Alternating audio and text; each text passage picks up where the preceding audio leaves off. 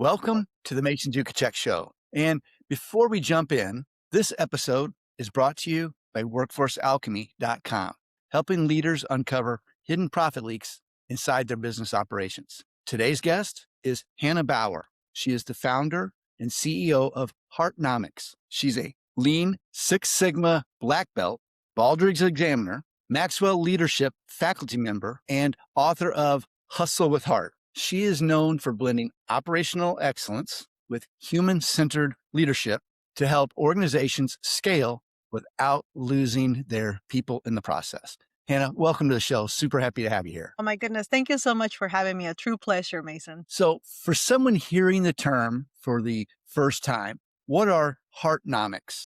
Well, Heartnomics is a combination, if you can see, of two words. One is heart and the other is economics. So as a CEO and leader and, an entrepreneur with a payroll on my back, I started realizing that the economy, there is a true ROI to doing not only hard work, but also the hard work. And in that sense, what does that mean? The economy, just like we see, is a system, right? We're not one system to its own. We are a system within systems. There's an ecosystem, what we call, there's our customers, internal, external. So Heartnomics is my answer in what I've been able to train in leaders and organizations, and even what transformed my own organization through not only, getting my processes and my systems in place, which is what I call the excellence aspect, where we're learning from our failures, we're catching our failures, we understand what the impact, of any defect that may come through, what is the impact to the overall mission, but also what I call the love part of what we do. And the love, really looking at our people as the assets, looking at treating them like that, being able to build that rapport, be able to be that empathetic leader that they need, the coachable leader. And really, they're the heartbeat of our organization. So we can't pretend to be selling to other humans and servicing other humans if we don't, one, embrace, acknowledge, and love the humanity with our own organizations. So for that, I find that leadership is really the oil that makes both work, to make the organizations work with both love and excellence. And that's Heartnomics. It's really the Okay. ROI of doing hard work. I love what you said about that because I had a guest on maybe 6 months ago. His name was Les Landis, and he talked about, he goes, I wish businesses would just focus more on looking at people as the solution instead of the problems. Yeah, uh, The people are the solutions. they are. I mean, honestly, everything has been created so far as I know by another human, right? Yes. Why we have a winning streak on, humans solving problems for other humans. So take us back to a moment in your career when you realized that something was off inside an organization that Mm. looked successful from the outside. What did you notice that others were overlooking? Oh my goodness. Okay. So I have quite a few learning moments. I had a lot of failures in my journey, but I would say it will be probably at the very beginning of my, having my real big shot at my positional leadership, where I got to not only start overseeing the growth of the company, but looking at the products and the projects. And of course, here's where I was assigned with a task, because we were facing a lot of disruption in the organization. And where did we start looking at, well, how can we reduce expenses? That's where Lean Six Sigma started coming in. Right. That's where my training started going through. And of course, I completely embraced it. And what's part of Six Sigma? Well, you got to ask questions. You need data. So data is going to require asking questions, sometimes asking, just process questions. Well, who gets this or who gets that? Well, coming into a place, I didn't realize how much culture that the existing culture had in really obtaining the data that I needed to be able to help the organization, to help the people that we're doing work with. And something that I thought would be a very much not a big deal asking. Of course, people want to talk about their work, realizing that because the previous work I personally had not put in the work of getting to know the people I was asking questions from, it started creating an even greater culture of fear, because asking questions, even though you're looking for solutions, not in the right environment, again, where the person knows that they're the ones that matter, not what they do, the process only, is where I realized that something's off. I started thinking, well, is it that people just don't like me? I started taking it personal. People started, again, added onto an already existing culture of fear, because again, we were going through disruption. I mean, there were a lot of things we didn't know. So I was looking really for solutions. That was my intent. It wasn't coming Yes. across as that intent. It was coming across as a cold way of trying to get knowledge and information. And that was when I realized I was doing things backwards. I needed to do things both parallel to each other, but I also didn't have the rapport. I needed to build the human first so I can also help them with the processes and systems that would help them be more effective in what they did. We talked about going back into the human systems first. If you could go back in time, what would you have done differently? Do that, get to know people's names. Okay, that's what I was getting at. Like, what are some of the things you might have started with their names? Anything else in particular that might have helped?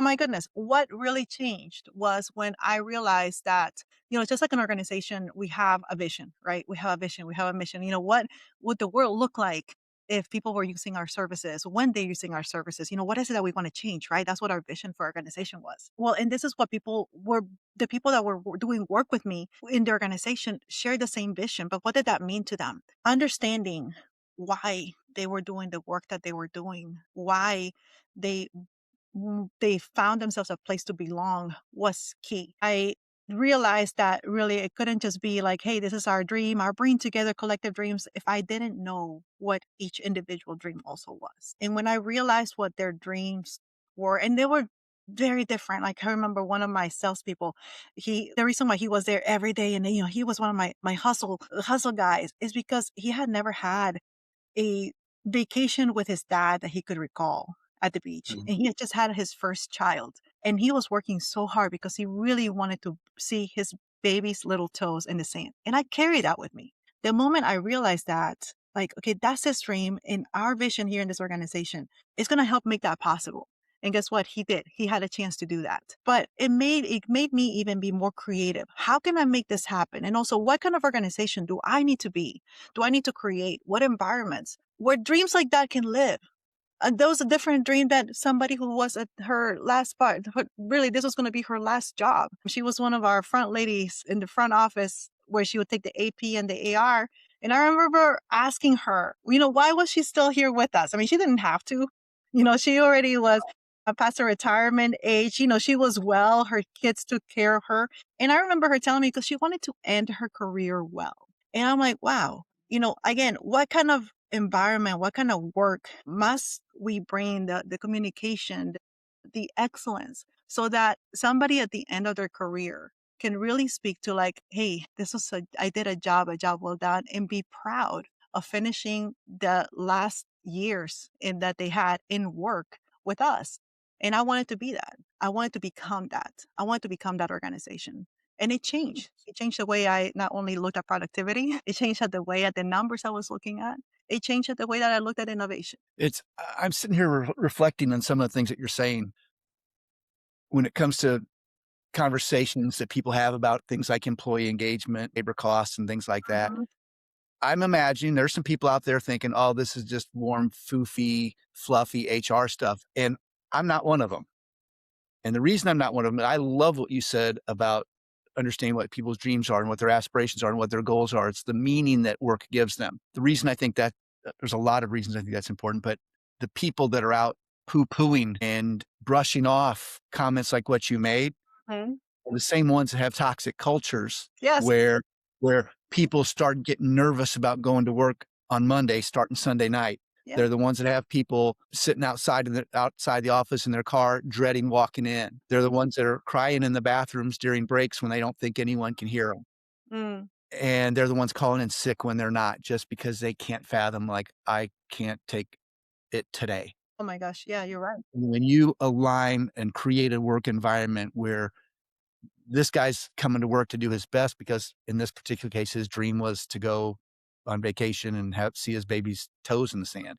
That's a way different feeling going into work or being at work than someone calling in sick when they're not, or crying in the bathroom and they don't think anyone's listening. And Absolutely. that is a choice that you as a leader can make. And that's one of the reasons I was excited to have you on here. And I really appreciate you touching on that, because I think a lot of businesses, in the spirit of productivity and efficiency, are missing that. And it's an expensive mistake.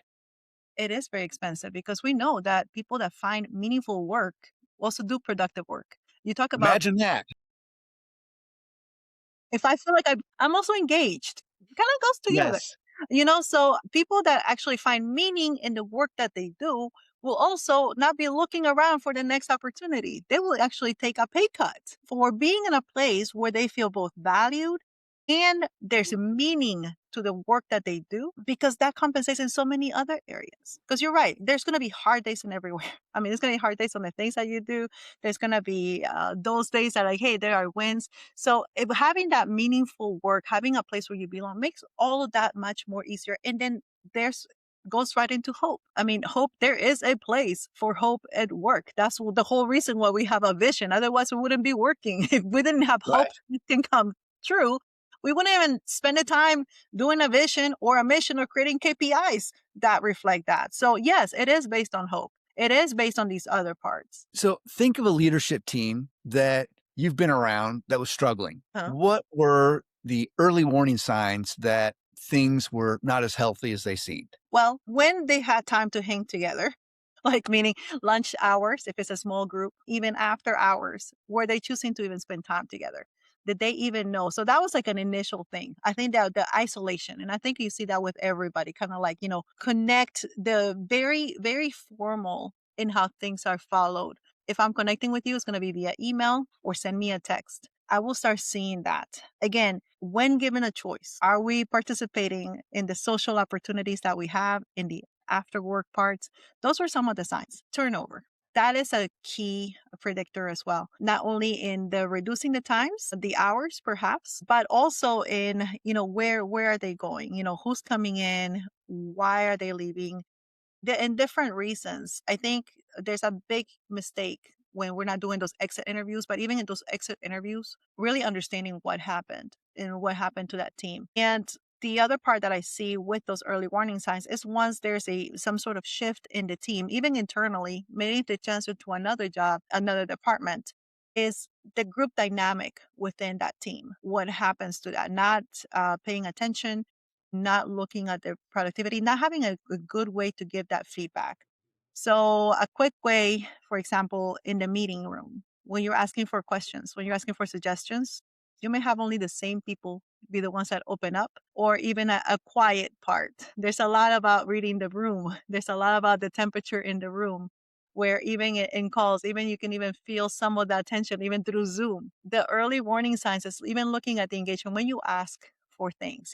How much are you things that you would expect from the goodwill, right? From, hey, I can offer a suggestion, or I can ask a question, or I can hang out, or I can do these things. What is the kind of participation you're getting with that? And that told me right away. And I've worked, actually, we just worked recently with a team like that where everything seems fine. I mean, as far as the money coming in, the money's coming in. As far as like the team being there, they're there. What's not happening is new ideas that are being brought up. Basically, you have the main leader being the one that is creating the ideas, creating the agenda. So guess what? The leader's burnt out and feels like I don't have I don't really know what's working, but everything that the leader's asked to do gets done. So Right. essentially it's a one-way conversation. So profitability may not currently be impacted. Continuing this path, it will, because again, the leader's already in the burnout state, so it's just like causing health things. It's starting to cause a health toll on the leader right now. There's rumors, a couple of them, of moving, for X and Y reasons, different things, but also because they're moving, there's not a way to capture the knowledge. And there's really not an effort to capture the knowledge, because guess what? Nobody else is looking out for that, only the owner, but the owner is burned out. Right. So they're not forecasting that. Those are some of the dangers that can come in. So when a CEO says we have a people problem, Mhm. based on your experience, what does that mean? People problem. Well, you're looking at immediately what comes to my mind is, well, people don't leave organizations, people leave people. So, again, what is the people problem? Who owns the system? And I know this might be an uncomfortable, uh, conversation, but really the ones that can do something about even your people systems is the system owners. The system owners are the leaders. So you got to look at what is the system owner saying? What is being right now rewarded? What is the behavior that's being rewarded? What is the things that, what do people get recognized for? What is the actual pathway of growth? And a lot of times you see that with people, right? If I don't see a way that I can grow here, or if I have a perspective that you only grow here if you're in good with this person, or that, then you start seeing that the focus is start shifting perhaps from what you think in productivity to people pleasing. So you Right. gotta really, really see what is the culture right now. Nothing happens outside of the culture. Every decision is inside. It's like the same thing like a body. Like you cannot make decisions outside of your character. Every decision that you make as a human, as a person, is happening in this body, is happening, it goes along with my character. I'm known for my character. Same thing with the organization. Every decision that happens, that means every person, every hire, that means every decision that happens, every product developed, is all happening within the culture. So if there is a people problem, we need to look at what is the culture currently supporting? What is the culture currently sustaining? And the question is, how do I know? How do I know what my culture is currently supporting? Is it because I have things on the wall? Am I rewarding that? Is it because of my value statement, my mission, or my vision that maybe found somewhere on my website? How am I adding to that? How do I know I'm adding to that? How do I know that they know? How do I know that my people know that that's what we're standing for? Gotcha. I would say start asking those questions. Okay. So tell me about a situation where a team was doing everything right. I'm using air quotes for those who are listening on paper, but Mhm. was still not getting the results that they expected. What was missing? Okay. So one of the places you got to think about the way that the organization works, right? There's some that are very traditional, where it's a very vertical way of kind of like the command and follow. You have some institutions that are like that. You have like education, for example. You have military, for example, right? So a lot of times what happens and what I've seen, having worked with education, a lot of my educators, is they very much compliance. It comes into place. Yeah. Yeah, I see that. Like, yeah. So, um, and there's something that can go where operationally everything can be compliant. It doesn't mean that because it's compliant, you're necessarily capturing the heart of it, or like the other things that be going along outside of compliance, or the other things, even the innovation, to where we are stuck doing a process, which is a lot of times why change is difficult to implement, because in essence, the compliance overtakes sometimes even common sense. We can't even talk about it. Right? Yeah, I'm seeing that they're not. So what's going right is, yes, we're compliant. Yes, we check the box. Yes, we have it. We have a very clear, if I want this, it goes this, it goes this, it goes this. What's going wrong is because of that, we're missing the threats that are coming. We're missing the opportunities that are coming. And we may even be missing the very heart of the people that we're looking to serve, because now we're leading by compliance instead of leading by really not only the customer experience that comes into place, but even looking at the opportunities that the marketplace may be bringing because of the changing situations. So they're easier to break in a sense when you have disruption, and a large disruption will be very hard to overcome. So that is what goes wrong. A time of disruption is you're so rigid. I mean, think of a tree, right? You Oh, have yeah. a big storm come, it cracks. It's the same way, or it comes out from the roots. So, and that's what we're seeing a lot of times is that where you're leading by compliance instead of really leading by that permission that you need both from your customer, internal customer, and your external customer. And you get permission when you're building that rapport, when you're building solutions that work for them today. So in a high pressure situation, Mhm. maybe a tough quarter or a major transition, what separates, in your opinion, leaders who steady a team from those who just make things worse? Well, again, the culture they have been building to that point. Because when times come in crisis, and they come to all. I mean, we know that is there's seasons. Not only are there seasons, there's times. Sometimes is a quarter. Sometimes it's two. Sometimes it's 10. So the culture really starts rising up. The leaders that I'm able to see that really are able to make it through are those leaders that are both purposeful in who they are, but also are able to bring the perspective, the identity of the purpose of the organization. Something that comes in disruption, everything is questioned. I went through that. I had a publishing business, and we went through the disruption of the ebooks. At the time we were 99% print. So how did we do business in a digital world? We didn't know, but we weren't the only ones who didn't know.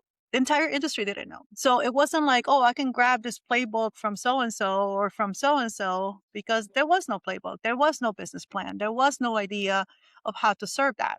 So what happened in a time of disruption? It tested everything. But what really got shaken was what's our place? Do we even have a part to play in this new digital world when we're print? And those are true, real questions.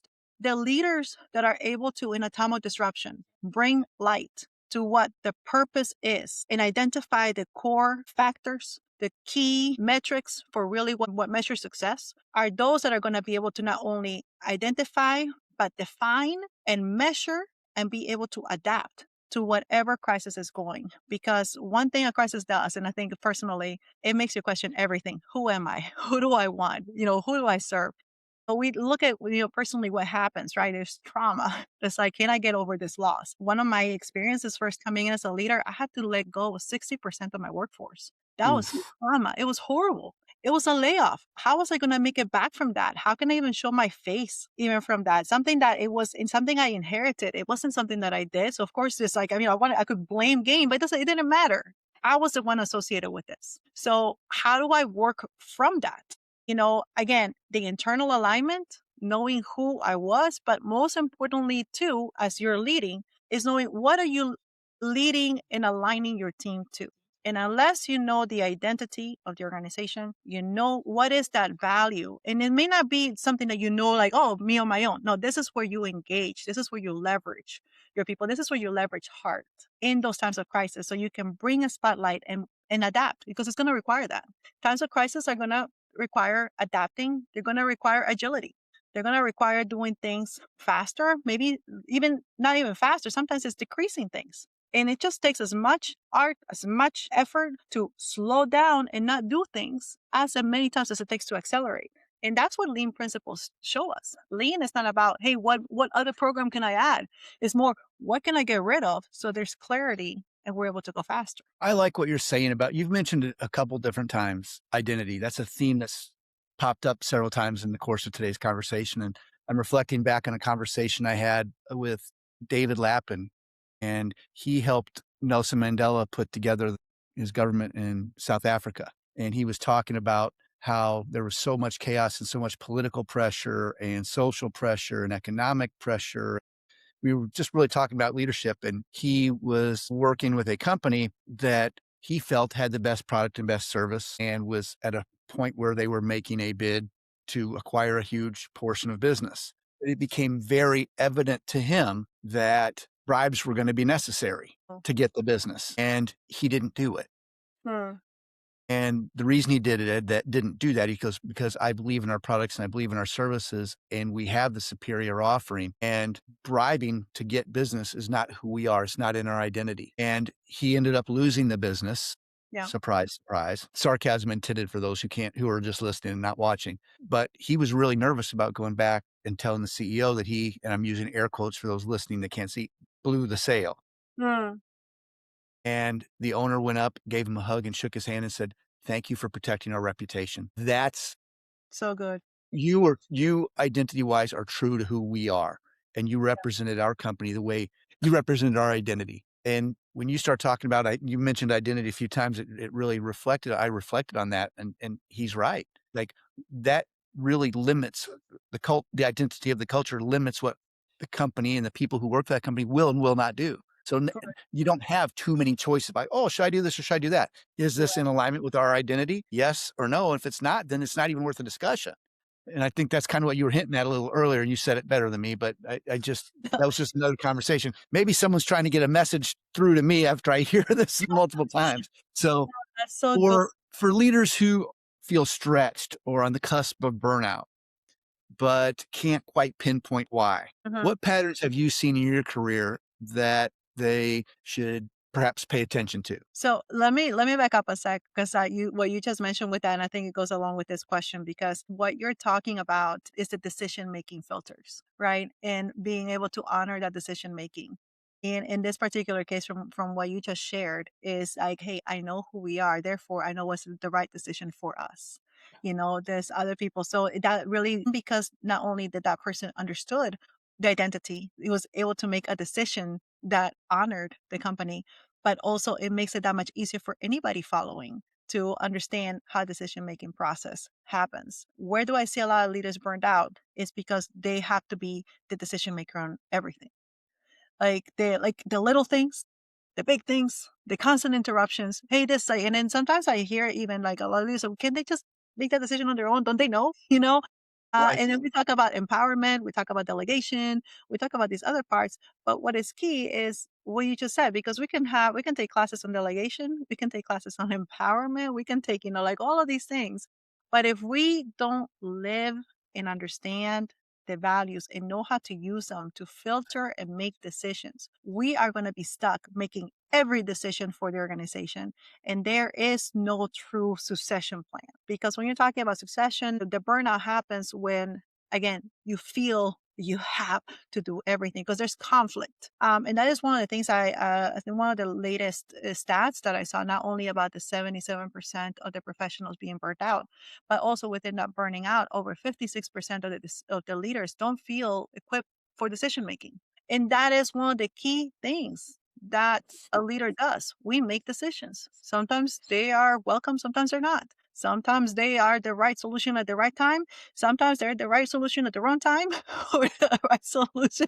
There's conflict that comes with that. But to be key, when you're having to make consistent decisions, and we're all the time, it burns you out. Being able to transfer that decision making well is going to be tied exactly to what you said, knowing the identity, knowing the values, and showing your leaders, your people, your decision making from everywhere how to make decisions that both align and honor the identity and what we're trying to do together. I'm going to chime in because my conversation with him was very relevant to the one that we're having right now. Mhm. One of the other things he talked about was that some leadership is granted authority. Like, hey, you have been given this position of authority, so Mhm. act accordingly. He said, but one of the things is, yes, you can be given that position, but that kind of authority can also be taken away. Mhm. And we talked a little bit about, in the spirit of burnout, those leaders who feel stressed because the positional authority that they've been given might be demanding or wanting them to make one type of decision, but their own personal values Mm, might be requiring a different one. And I I got asked him, I said, what would you do in that? And that does cause burnout. That does cause you. Yeah. stress. And I totally understand why. And we talked about that. And he said, I've never regretted making a decision that wasn't in alignment with my values and what I felt was right. He said, Well, not that I didn't have consequences for it, correct. not that I didn't have to pay a price, but I Correct. didn't regret it Correct. because I could put my head on the pillow at night knowing that I did what was right for the people and for our company. And if doing what's right costed me that position of authority that I was given, then that's not a position I needed anyway. It was a powerful conversation. I learned a Oh, lot from him. I was gonna say, Mason, Mason, Mason, you're bringing ethics. Yes, absolutely. Ethics, the self-alignment, and honestly, yes, we're called to collaborate, but we're not called to compromise on the values that we have, that we hold dear. The one person we cannot get away from is ourselves. So you You can said live away from. that's a mic drop moment. We are called to collaborate, not what was that quote? We're called to collaborate, but not to compromise against ourselves. It's I like love that. you cannot get away from you. You're You gonna need to have. get that on a t-shirt. You need to put that on a t-shirt. It definitely should. I mean, it's so true. And I agree, 100%. A lot of the burnout that causes is when leaders, and that's why my motto for Heartnomics is I am not for everybody, but I am for the leaders that don't just want to do the thing, but want to do the right thing and do the thing right. And doing the Right. right thing, it has to deal with ethics. It has to deal with, hey, this is what I like, which is why it's so important in the onboarding. It's so important to understand in both ways that, what are the values, what are the vision of the organization, and living through to that, right? Because I'm all in, I'm all in. So when I'm all in, how are we living? How are the values being reflected in that? And again, you know them by the fruits. In personal, Yes. and same thing with the organization, right? You know about what is the action, what do people say, so even that goes also on the person that's joining a team. What are other coworkers saying? What are other platforms, what are the customers saying about them? What do they say about themselves? Does it align, or is it kind of a bit disconnected? I hear you saying this about you, but I'm not seeing that reflected in that part. So that it goes along with the things, because I find that where maybe it was a monetary decision for taking a position or taking a growth, but then realizing that, yeah, I'm responsible for a lot of things, but I don't have the authority over things. And that's where the conflict comes in. You cannot speak about responsibility without authority. And that goes also for leaders. When you're delegating something, yes, you're going to give responsibility, but along with that responsibility, there has to be authority to be able to do that, because I cannot hold you accountable or hold myself accountable or anything if you don't also have the authority in making decisions so that you're responsible for the outcome. And that goes again to ownership. We're having leaders that want to delegate the responsibility without delegating the authority, and yet hold people accountable or have the results that we need. It doesn't work like that. You're going to have You've been on chaos. the receiving end of that. That is a terrible Oh, yeah. place to be.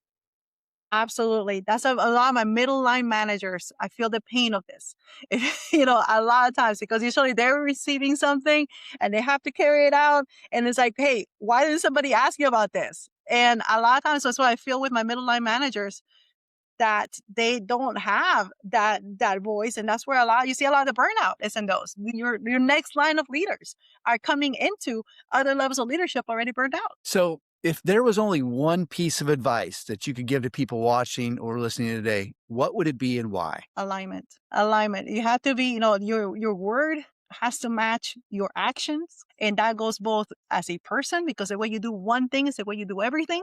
And same thing for the organization. The way that you attract those employees is the way you're going to have to keep them. So the Okay. way it's the same thing. One of the greatest things as a leaders that we have to do is consistently align.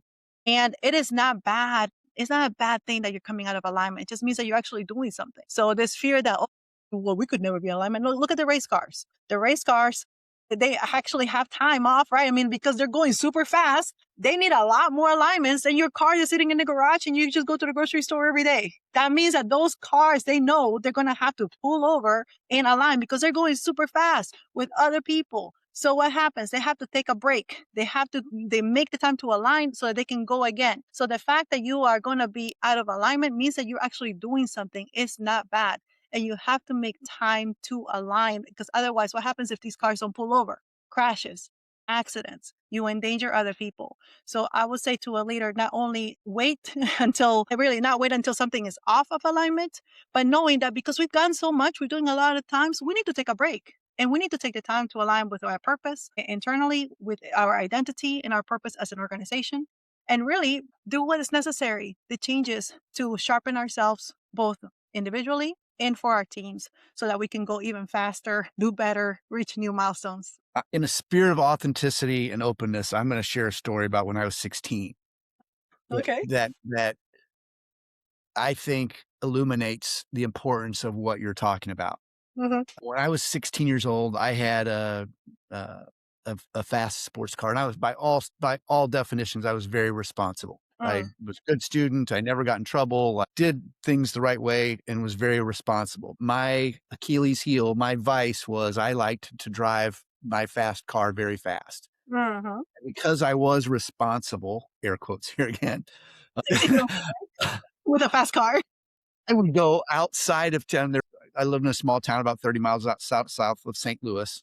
And I would go out into the country, and there was one particular stretch of kind of an unincorporated area, probably 5 to 7 miles outside of town, where it was a straight stretch. There was no roads coming in from the side, where I just had a really good stretch where there's not any cars. There's very light traffic. It's a straight shot, but no stoplights or anything to get on. I mean, it was just very remote area, and it was Mm. straight.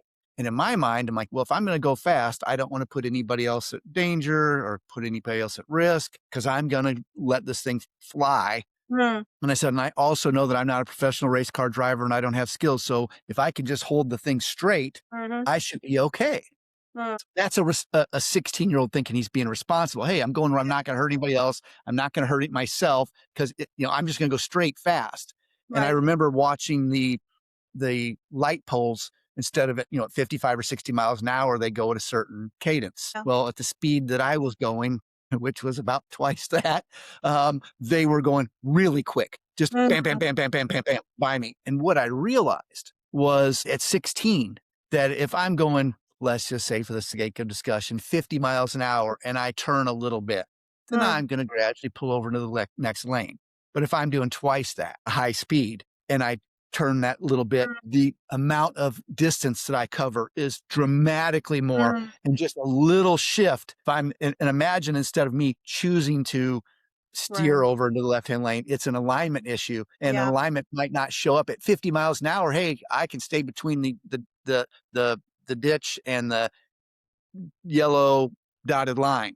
Yeah. But if I'm going twice that speed and I'm Yeah. out of alignment and I cover twice as much space in the same amount of time, and that can send you off. And so when you're talking about alignment, I'm just thinking about a business that's Yeah. going at a good speed and there may not be a line. Hey, that's not a problem. It's not that big of a Right. deal. Well, but if you have aspirations of doing more, better, and faster, particularly a lot faster, and Yep. you're not aligned, then that can very easily send you into the ditch. And that Yeah. was a lesson I learned at 16. Yeah. And Oh, I live to tell about it. I did that more often than I'd like to admit, but that's so good, I, Mason. I Honestly, learned a lesson about alignment that applies to business today. And when you were talking about that hit home for me.